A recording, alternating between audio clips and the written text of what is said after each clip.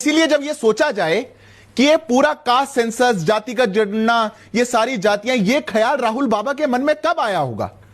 2023 से पहले तो हम उनके मुंह से नहीं सुनते थे। 2019 का चुनाव तो उन्होंने जाति जनगणना के नाम पे नहीं लड़ा, 14 भी नहीं लड़ा। 50 चुनाव उनके नेतृत्व में कांग्रेस पार्टी हार गई, कभी उन्होंने जाति की बात नहीं करी। पर ये जो हथियार है, ये 2023 में उनके हाथ में आया। और कोई भी बात अगर किसी नेता के द्वारा बोली जाती है तो उसके कुछ तो आधार हो सकते हैं।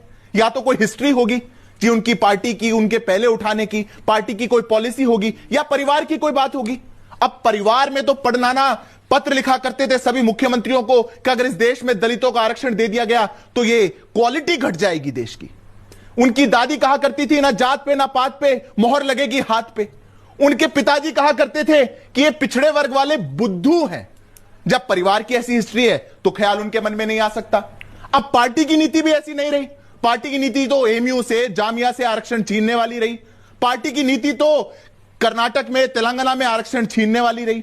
पार्टी की नीति तो काका कालेलकर कमीशन को रोकने वाली, मंडल कमीशन को रोकने वाली, एनसीबीसी को अधिकार ना देने वाली। फिर क्या ऐसी बात है कि राहुल गांधी को 2013 के बाद लगा, 2023 के बाद लगा कि मुझे बात उठानी चाहिए?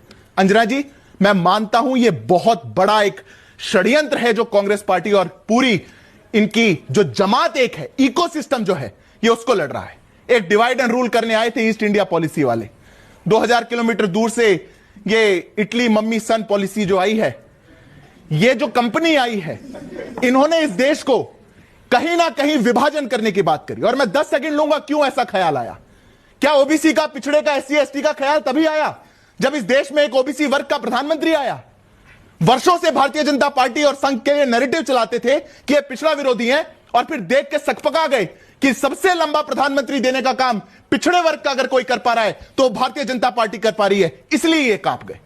ये इसलिए डर गए क्योंकि उनको लगा कि ये एनसीबीसी को संवैधानिक दर्जा 25 साल बाद देने वाली कोई पार्टी आई तो ये भारतीय जनता पार्टी है। इसीलिए ये लग गए क्योंकि अंजना जी, जब 2023 में इनको लगा कि सबका साथ सबका विकास वाली राजनीति तो बहुत आगे जा रही है, ये सबको साथ लेकर चलने वाली राजनीति इस देश को परिवर्तित करके विकसित भारत बनाने की बात कर रही है, जब इस देश में लगा कि हिंदू आस्थाएं और अस्मिता एकजुट हो रही हैं, तब ये डिवाइड एंड रूल वाली पॉलिसी लेकर के आए और इन्हें सोचा इस देश को जातियों के आधार पर बांटा जाएगा।